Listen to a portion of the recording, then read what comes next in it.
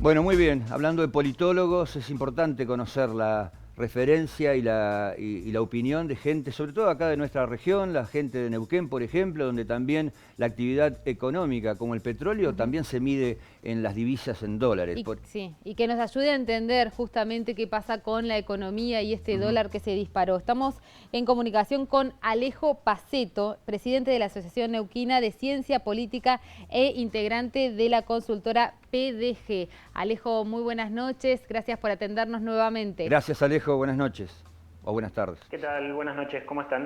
Muy Bueno, bien. estamos preocupados, ¿no? Por estos, uno mira los números de las consultoras, el dólar que hoy subió, algunos dicen que no va a pasar nada, pero ¿influyen las elecciones? ¿Qué va a pasar después de las elecciones? ¿O qué es lo que se vislumbra, por lo menos ustedes que, bueno, estudian este tema?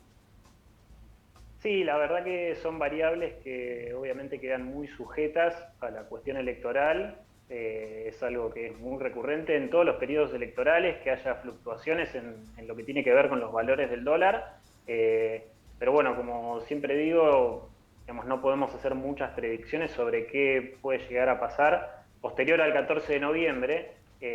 Sí podemos hacer quizás algunos acercamientos como sobre cuál va a ser el resultado de las elecciones, pero bueno, la cuestión siempre vinculada a lo económico y a los valores del dólar, ahí yo tengo por ahí ciertas reservas, pero el panorama de todas maneras no es el más alentador. Ujú. Ujú. ¿Y cómo se llega? ¿Cuál es el análisis que usted hace en relación a las medidas que ha tomado algunas urgentes el gobierno nacional para tratar de frenar un poco el crecimiento de precios con el control? Pero ¿cómo se llega al 14 de noviembre?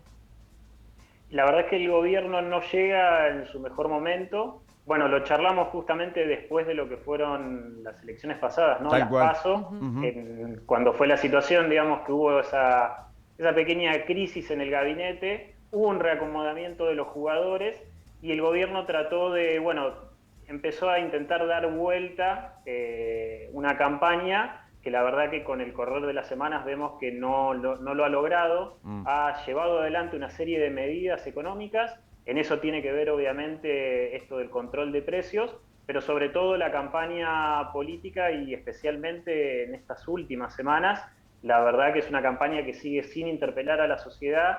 Y esto lo digo en líneas generales, ¿no? No solamente desde el lado del oficialismo, sino que me parece No, que seguro. la Sí. campaña coincidimos con muchas y muchos analistas que está muy planchada, es una campaña bastante aburrida para quienes nos dedicamos al análisis político de la consultoría, Sí. y la verdad es que el gobierno la tiene bastante complicada.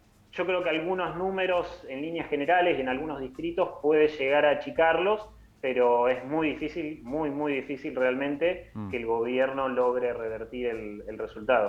Ujú. Dejando de lado lo político, ¿qué Argentina se viene con respecto a inversiones? Por ejemplo, va a venir el turismo y se va a ver beneficiado porque acá tenemos un dólar tan alto que les conviene a los extranjeros. Pero ¿nos miran con buenos ojos como para llegar a invertir? ¿Somos un país poco serio? ¿Somos impredecibles? ¿A dónde apuntamos, no?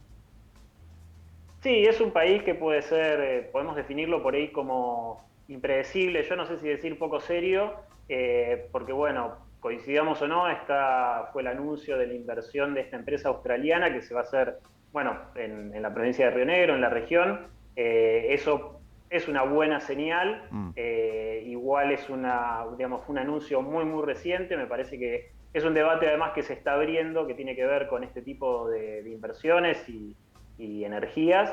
Eh, pero bueno, insisto, yo no estoy como para arriesgar Ujú. en cuestiones económicas. Siempre se piensa en invertir a la Argentina y va a depender, bueno, un poco también del resultado de las elecciones. Ujú. Alejo, recién compartíamos información de esta consultora que arrojaba datos en relación a qué le interesa a la gente, ¿no? Por un lado la desocupación, el aumento de los precios, que el sueldo no les alcanza, el salario, y hasta un tema importante era la corrupción. ¿Cómo se llega con este panorama a las elecciones teniendo en cuenta que después de las PASO analizábamos que había como apatía por parte de los ciudadanos para ir a las urnas, Indiferencia votar, total. Ujú. indiferencia total, había gente que ni siquiera sabía que se votaba. ¿Crees que esto va a cambiar para las próximas elecciones, para las del 14? No, sinceramente lo que vemos es que eso no cambió. Tal vez la campaña, por lo menos desde el lado del oficialismo, trató de hacer un viraje, bueno, se contrató un consultor, un especialista español, y en eso vino toda la campaña del sí que llevó adelante el gobierno. Sin embargo, insisto, somos varios los analistas que coincidimos en que eso no logra interpelar a la ciudadanía y que sigue habiendo una distancia más allá de algunas medidas económicas que tomó el gobierno, especialmente dirigidas a las clases medias y bajas, sigue habiendo una desconexión importante entre lo que son, bueno, como vos recién mencionabas, ¿no? Los reales problemas de la gente que tienen que ver con la economía, con el trabajo, con perspectivas de futuro, y por lo menos en la narrativa que trató de instalar el gobierno en esta campaña, no se habló mucho de eso, y me parece que tampoco la oposición colaboró en instalar ciertos debates que tiene la ventaja la oposición en este caso, que le termina instalando una agenda de debate al oficialismo, y tampoco fue por ese lado, con lo cual insisto que sigue habiendo una desconexión digamos, de quienes son candidatos y candidatas con respecto a los reales problemas de la sociedad. Y pensando en una idea de país, uno dice, bueno, este es un gobierno más cercano al populismo, al pensar en la gente que no está bien, sin embargo crece la pobreza, crece la inflación y realmente la gente que sufre es la gente pobre. El gobierno anterior, mucho más liberal, pero también nos dejó una inflación tremenda, tuvimos que ir a pedir plata prestada. ¿El famoso Milei puede llegar a ser la opción, sobre todo en los jóvenes, pensando en otras futuras elecciones? No, en lo más mínimo. Bueno, vos también lo dijiste, digamos, la economía que recibió este gobierno sí tuvo una pesada herencia del gobierno anterior, de lo que fue el periodo de los 4 años de gestión de Mauricio Macri, a lo que se sumó una crisis de pandemia que fue a nivel internacional y en la cual se vieron afectados todos los países. Creo que ahora se está tratando de empezar a vislumbrar un posible horizonte, pero me parece que los golpes que trajo la pandemia, no solamente en lo que tiene que ver con la salud, con el sistema sanitario, sino sobre todo en lo económico, bueno, la recuperación va a ser realmente muy lenta, y no creo que quien pueda llegar a resolver eso sea un personaje como Milei, ¿no? Sí, salvadores mediáticos, tal cual. Alejo, ¿qué ventajas tienen la provincia de Río Negro y Neuquén en relación a que ellos tienen sus propias fuerzas, sus propios partidos provinciales?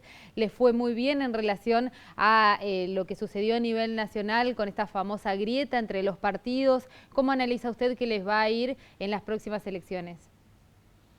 Los resultados yo estimo que ahí se van a mantener. Bueno, el Movimiento Popular Neuquino lleva 6 décadas en el gobierno, con lo cual no es de extrañar el resultado que hubo en las primarias. Y Juntos Somos Río Negro está evidentemente consolidándose como otra gran fuerza política a nivel provincial. He visto algunas encuestas que han estado circulando estos días de consultoras de colegas y siguen confirmando lo que estimamos que va a pasar, es que Juntos Somos Río Negro va a terminar siendo el ganador en estas elecciones legislativas y, como digo, va a continuar consolidándose como una fuerza política a nivel provincial.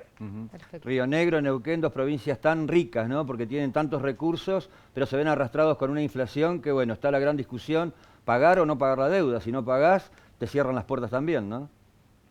Sí, quizás sea también una enseñanza lo que está pasando en estas 2 provincias, porque se habla mucho de quizás para las próximas elecciones reforzar las fuerzas políticas provinciales. Bueno, quizás ahora empiecen a ver no solamente a Neuquén y Río Negro por sus condiciones naturales y económicas, sino también por la fortaleza de sus partidos políticos provinciales. Alejo, muchísimas gracias por su tiempo. Muchas gracias. A ustedes.